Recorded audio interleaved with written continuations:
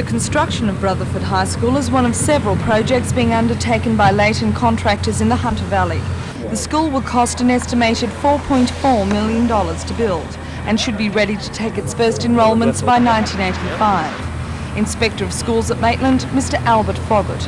Recommendations have gone forward as regards the pupil population that will start the school, and we're looking at a possible start with years 7, 8 and 9 and possibly year 11, but that one is in question at the moment because it's a question of resources.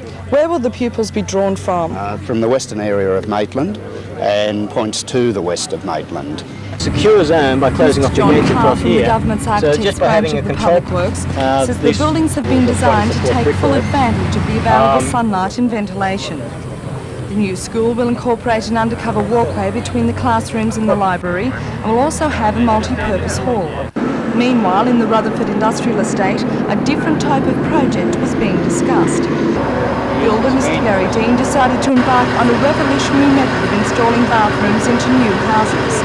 The idea is that the home core, which incorporates bathrooms, laundries and toilets, is constructed off the building site and then transported to the home.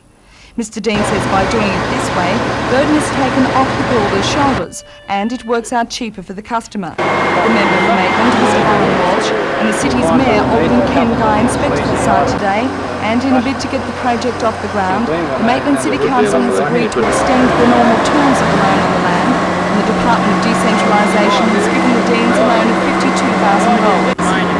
Another product that Mr Dean intends to make is the Scotch Web beam.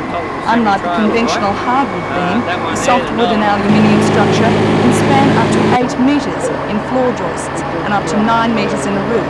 Mr Dean says the beam is lighter and is less susceptible to shrinkage than its hardwood counterpart.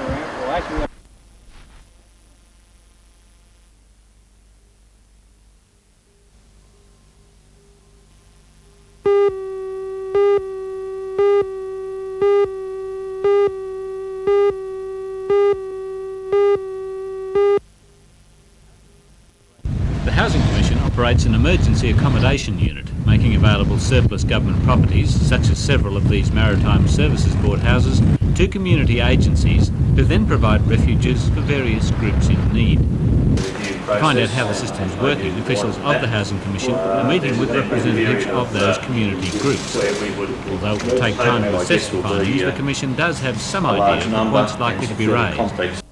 Community groups have raised matters such as they would like, I think in a lot of cases, more security of tenure in the places that we are able to make available to them. I think a lot of the groups would like the government to have another look at the rentals that are charged for the properties that we make available through the unit. And a lot of the groups, whilst they accept the properties that we are able to make available to them, we do know that those properties don't always suit the particular purpose to which they're put. For example, women's refuges that really do need a particular type of property, and I think the groups will be looking at the review to cover at least those sorts of areas.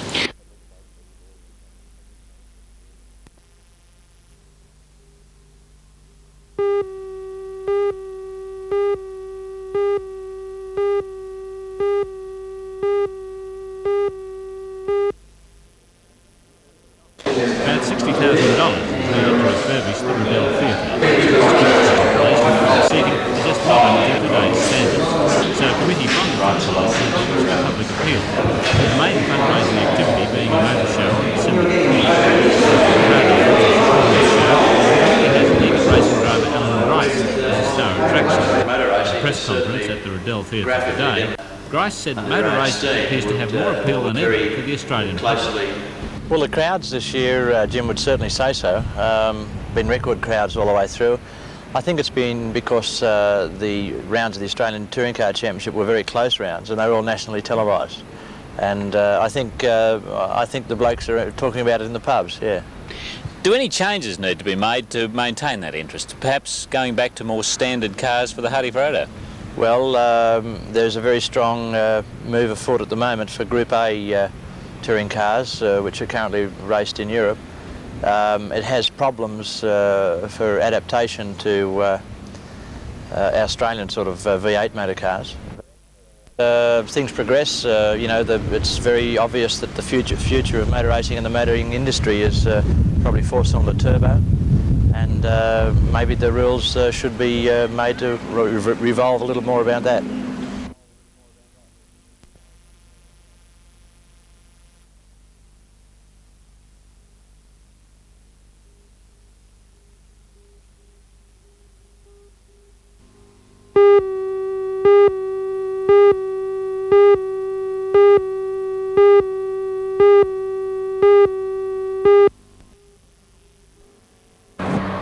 The Intracare Group claims that the needs of the retired section of the real estate market are not being met enough. They say conventional townhouses and units often only isolate older people, particularly those living alone.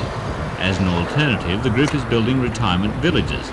On this site in Merriweather, 25 units will be built around a central common room and other facilities designed for the elderly. Consultant Warwick Lindsay says the project is aimed at the middle section of the real estate market on a novel lease arrangement. We're talking about early retirements. You're looking at a situation where you've got high rates. This does worry elderly people, having to pay rates and pay their general maintenance on their homes. Now, the retirement home situation is such that they don't have to meet these costs. Once they're in there, week by week, they only pay a small maintenance fee, and that is it. They don't pay any rates, they don't pay insurances, water or land rates aren't paid. The group has also converted 6 townhouses at Toronto into 16 retirement units. This project is almost complete, but in the new year, an 80-bed nursing home will be built on adjacent land. Another 48-bed nursing home is also planned to maintain a balance required by the state government.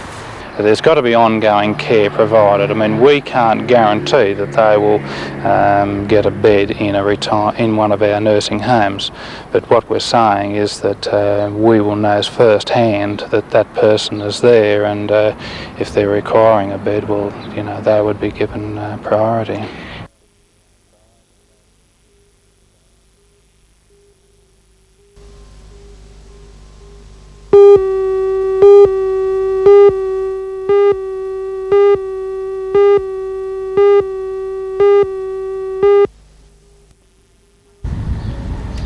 Tucked away in the lower Hunter Valley coalfields, Weston is home to 5,500 people.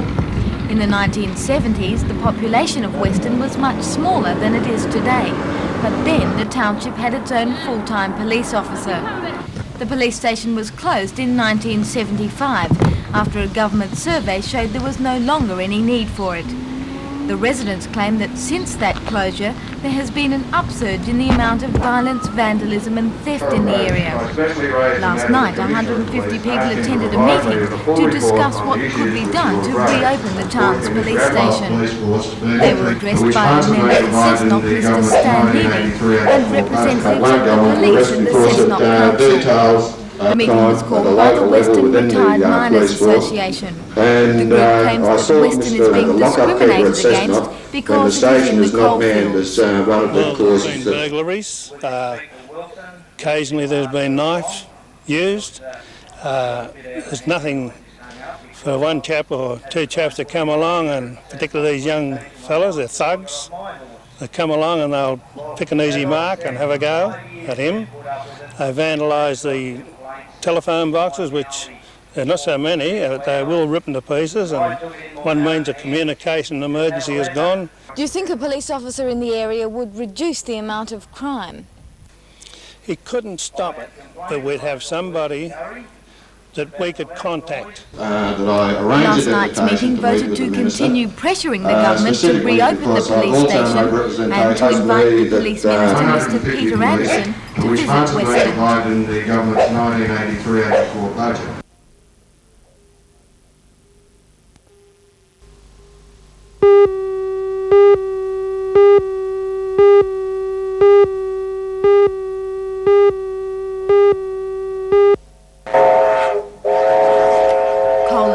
Steam locomotives made their last trip along the South Maitland railways in June. Since that time, there have been repeated calls for the preservation of the engines and machinery from the workshop.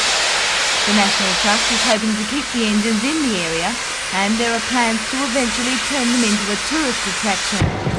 Last night, members of the National Trust met with Maitland councillors, South Maitland railway employees and tourist industry representatives. The meeting agreed to write to all state Labor MPs calling for their support in the bid to protect the steam trains. Well, the steam locomotives really are a vital part to the tourist operations and to the system there. Without the steam locomotives, you'd certainly have a very unique complex up there, but the steam locomotives certainly would be playing a nice vital role in it.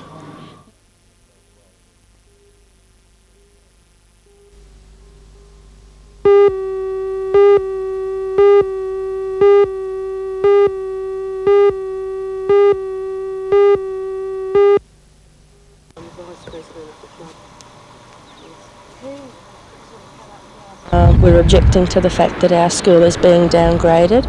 We're objecting to the fact that we lose 2 teachers for the want of probably 30 children. We're objecting also to the fact that we will lose a resource teacher from 5 days to 3 days a week.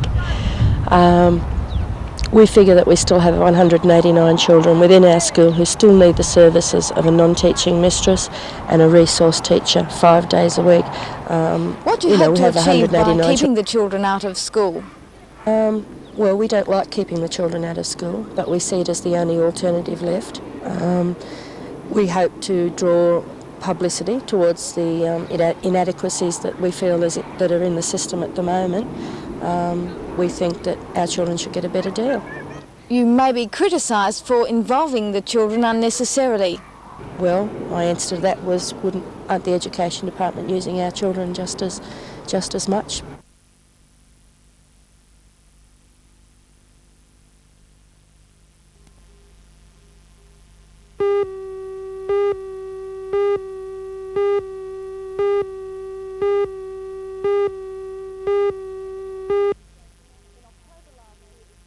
In October last year, the State Parliament passed legislation to preserve rainforests by including them in national parks. 2 areas were left out of this blanket transfer of land because the government deemed that it required more information before a decision could be made. These areas are the Hastings Rivers District and the Barrington Tops. The government hasn't released exact details of which sections of the Chichester West State Forest are being considered for inclusion in the Barrington Tops National Park, but it's believed to be the Upper Patterson River and the Boonabilla Creek areas. The loggers say 300,000 cubic metres of hardwood logs and hundreds of jobs in and out of the industry will be lost if the plan goes ahead. The Forestry Commission is also fighting tooth and nail to maintain the area under its control, because it says without it, its management plan, which aims to provide a perpetual supply of hardwood logs through regeneration, won't be worth the paper it's written on. The Forestry Commission says it's identified every hardwood tree in the forest and has earmarked it for logging at various stages of maturity. A tree is most valuable for saw logging when it's about 30 years old. The Commission claims that by depriving the loggers of Chichester West, trees will have to be logged sooner than is advisable and most profitable. Conservationists say the extension into Chichester West won't have a dramatic effect on logging. They say that the life of the forest has already been reduced because it's been over-logged. Mr Paul Scobie, Hunter Liaison Officer for the National Conservation Foundation. The Forestry Commission has been overcutting these forests for a long time. They, by their own management plan, admit that in 40 years' time they'll have to stop logging there anyway, because they've so overcut the forests. They're cutting much faster than the forest is growing. District Forester Mr Mike Thompson says hardwood still has a buoyant market, and that's the motivation behind the constant surveillance over the regeneration program. It is quite incorrect to suggest that the sawlog supply in the context of the management of Chichester management area is a finite or a limited resource. The process by which we regenerate the forest to produce new sawlogs for decades in the future, we intend to establish a sustained sawlog supply, and that indeed there won't be a termination of sawlogs. The main reason being quoted for the extension is the preservation of rainforests. The conservationists say that the rainforests in Chichester West are the last remaining virgin forests in the Hunter Valley, and it's for that reason they're demanding that they be preserved as magnificent monuments to nature. They claim that any disturbance takes the rainforest 1,000 years to completely regenerate. The Commission says it hasn't logged in rainforests since 1975, and even in the areas that have been selectively logged, it's hard to tell where the saws have been. Mike Thompson says the Commission's policy is now to protect the rainforests. The Forestry Commission, by maintaining its protection policy on rainforest in Chichester Management Area, ensures that it is not logged, and in fact we keep hardwood logs from even falling into the rainforest structure. We believe that the rainforest, as we understand it, is assured of protection. This type of vegetation is similar to the pockets of rainforest found in the Chichester West State Forest.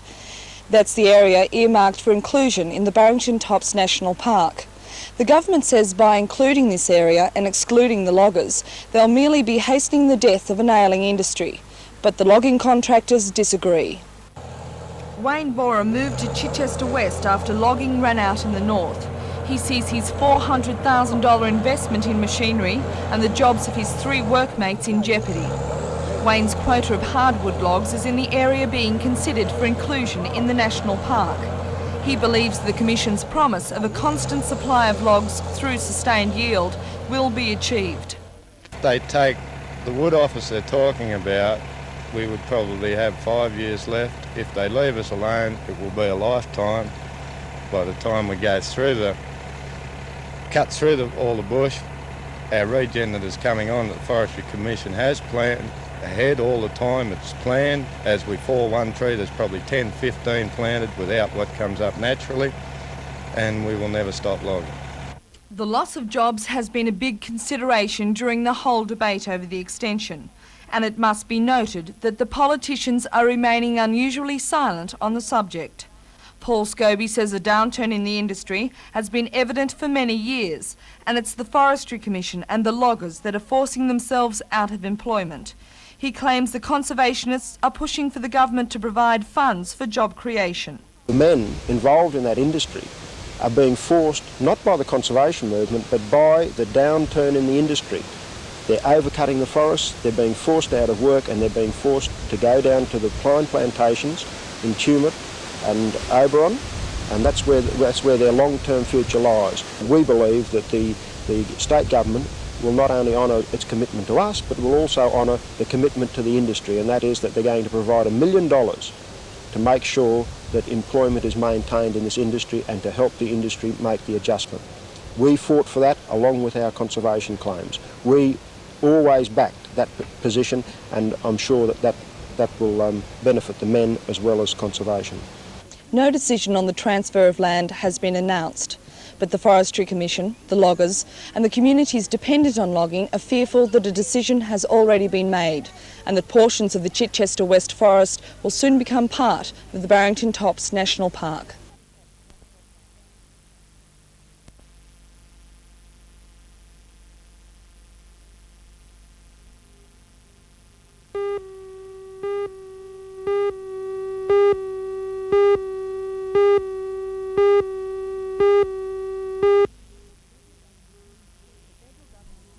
The federal government's new scheme for first home buyers, which provides assistance up to $7,000, has attracted a lot of inquiries. The application form is a detailed document which requires expert help.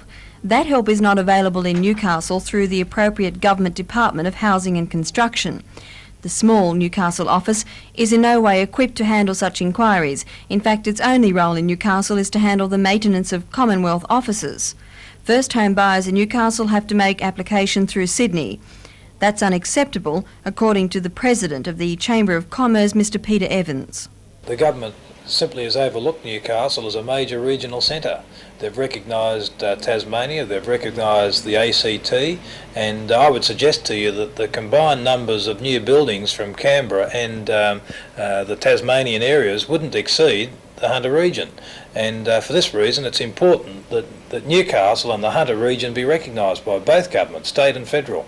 Do you think that in some cases these delays may be jeopardising home loans?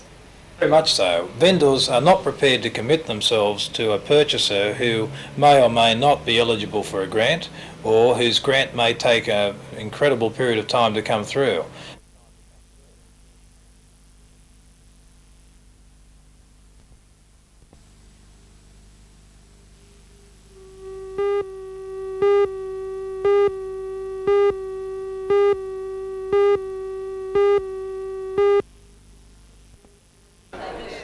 Mr Greiner said today that the aim of the Liberal Party's policy for the Central Coast was to create new opportunities for development. Well, the policy includes the creation of a task force to investigate a wide range of problems. It's the first time the Liberal Party has sought to create a grassroots policy for the Central Coast, an area that's been essentially neglected by this government for 6 or 7 years. And what we've set out to do is accumulate in one document policies on such bread and butter sort of issues as roads, as sewerage, as land development and employment opportunities within the Central Coast region.